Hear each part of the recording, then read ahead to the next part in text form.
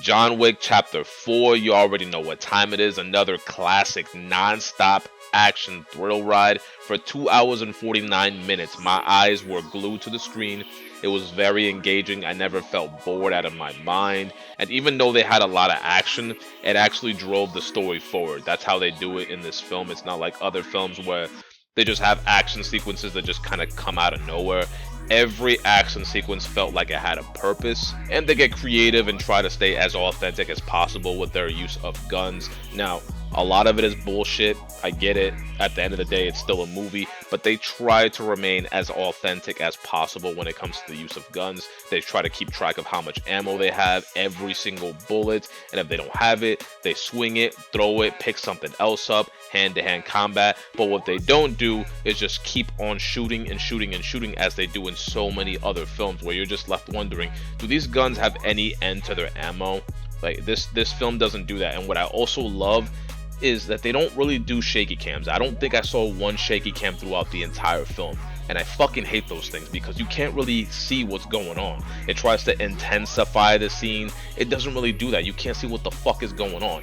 But in this film, in these films, they always keep the cam steady so that you can see what's actually going on, and I absolutely love that about the John Wick films. And speaking of creativity, I absolutely love the bird's eye view scene where you get to see John Wick roaming around the building shooting people, but you get to see it from a bird's eye view as if it were being shot from a drone or something.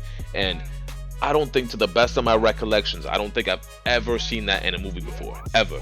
So you got to give credit and respect to the creative team, the people that put all this together, because even though it does feel redundant in that it's almost always a shootout, they try to switch it up in what they do, whether it's the setting, whether it's the weapons, whether it's the camera angle, whatever it may be. There's always something different that just makes it unique. Now, just to be that guy that can find something wrong with any film, because no film is without criticism, like no film is perfect. But what I didn't like is that John Wick doesn't really say much, and what he does, it's not really that interesting.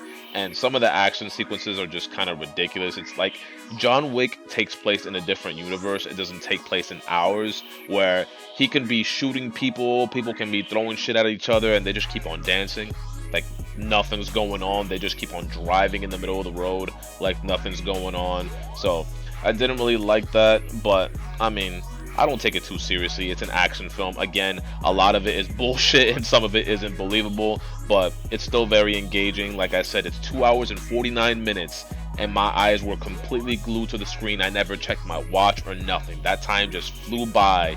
Almost 3 hours of non-stop action, and I never got bored. So they did something right. Fantastic job to everybody, and more or less good acting. It wasn't really about the acting or the dialogue or anything like that. It was more about the action. They told you just enough to keep the story moving forward and then just resume the action. And I'm gonna stop it right there and leave it a non-spoiler. Please let me know in the comment section if you have seen it, how you feel about the film, but please do not spoil it for other people that haven't seen it. Hit that like button, it helps me out a lot. Subscribe if you have not already, and I will catch you in the next video. See you then. Bye bye.